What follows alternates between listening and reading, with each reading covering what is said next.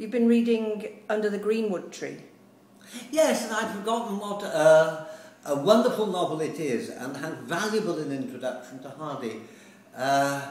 People think Hardy, oh dear, so dark, so forbidding, but Under the Greenwood Tree is wonderful because it is such a generous and genial book. Yet all the things that promise disaster in the later novels are still there in embryo in this novel, only those dangerous corners are bypassed, and instead of people splitting apart, they remain together. And what are those dangerous things? Well, social difference, a sort of mutual snobbery between people, even as it were, who belong to the same social class and living in a little village like Mellstock. The tensions between man and woman, the deceptions by which people who love each other keep essential information, nevertheless, from each other.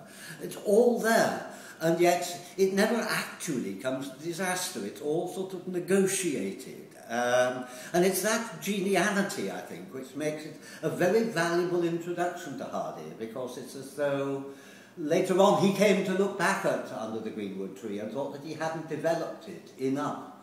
What he means by not developed it enough is that he hadn't drawn out the latent tragedy, as it were, which is possible in most human relationships and most human situations. And good!